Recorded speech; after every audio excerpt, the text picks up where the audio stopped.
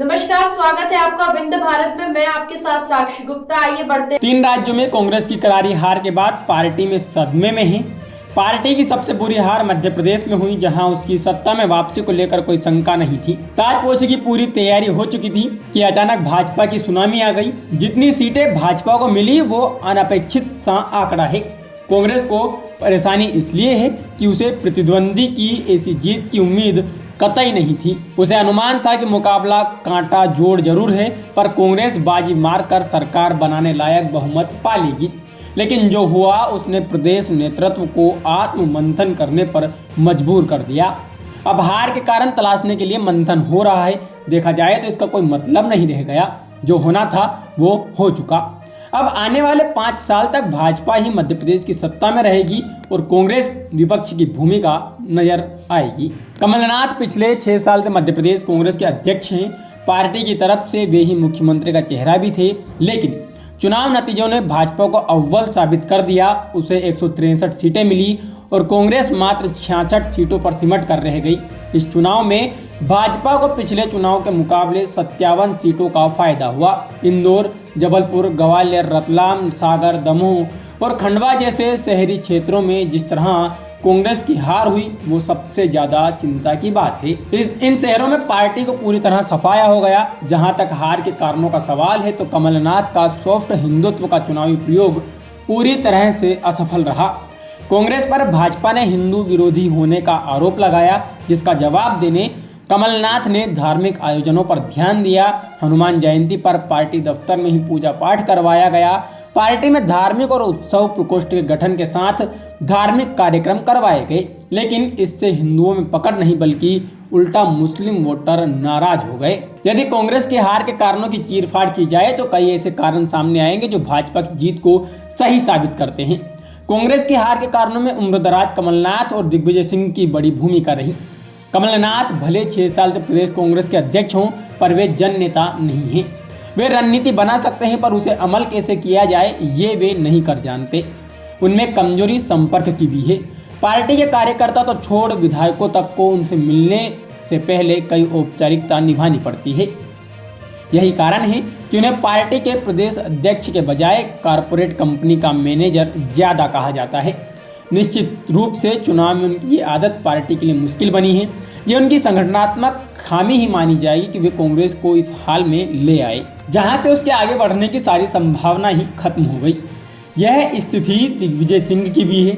वे party कार्यकर्ताओं पर घुर्राते ज्यादा दिखाई दिए। इन दोनों नेताओं की वजह से पार्टी में नई लीडरशिप को आगे आने का मौका नहीं मिला। इस बार ज्यादातर युवा नेता चुनाव हार गए, जिसके बाद भविष्य की संभावना भी खत्म हो गई। मध्य प्रदेश में भाजपा की जीत उतना मायने इसलिए नहीं रखती जितनी कि कांग्रेस की हार। भाजपा की जीत में लाडली बहना सनातन का मुद्दा, सांसदों को विधानसभा चुनाव में उतारना और प्रधानमंत्री मोदी की गारंटी सहित कई कारण गिनाए जा सकते हैं।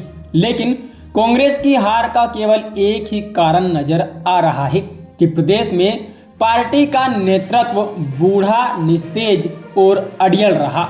युवा नेताओं को चुनाव अभियान में शामिल नहीं किया गया। थक चुके और बूढ़े नेताओं ने कांग्रेस की लगाम नहीं छोड़ी।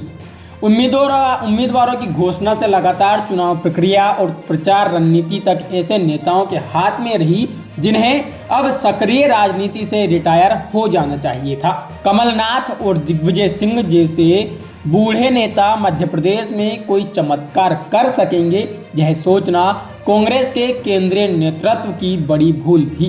कांग्रेस ने 2018 में इस सोच को बदल लिया होता तो आज ज्योतिरादित्य सिंधिया जैसे युवा नेतृत्व उनसे दूर नहीं जाता। जिस भाजपा को पिछले विधानसभा चुनाव में जनता अस्वीकार कर चुकी थी वो फिर सत्ता में नहीं आती। इसके बावजूद केंद्रीय नेतृत्व ने कोई सबक नहीं सीखा और कमलनाथ और दिग्विजय सिंह के हाथ में सारा दारोमदार सौंपकर जीत के दावे किए जाने लगे। पूरे चुनाव अभियान में दोनों नेताओं के बीच सामंजस्य का भी साफ अभाव दिखाई देता रहा। यहाँ तक कि सार्वजनिक मंच पर भी दोनों में खींचतान हुई। इसका नतीजा ये हुआ कि मतदाताओं ने उन्हें नकार दिया। कांग्रेस और भाजपा की चुनावी रणनीति में मूल अंतर चुनाव लड़ने का है।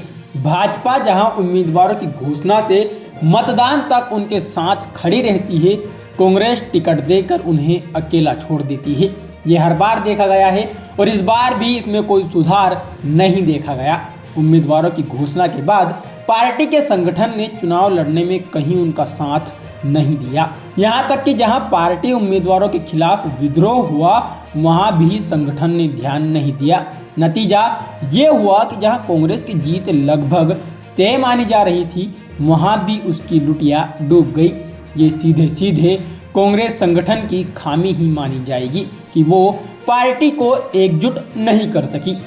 प्रदेश में कांग्रेस के दो ही नेता हैं, दिग्विजय सिंह और कमलनाथ, लेकिन इन दोनों की रणनीति और सारी चुनावी तैयारी भाजपा के सामने धरी रह गई। इसका एक बड़ा कारण यह भी है कि दोनों की उम्र अब चुनावी राजनीति करने की नहीं रही, लेकिन दोनों ही इसे स्वीकारने को तैयार नहीं है।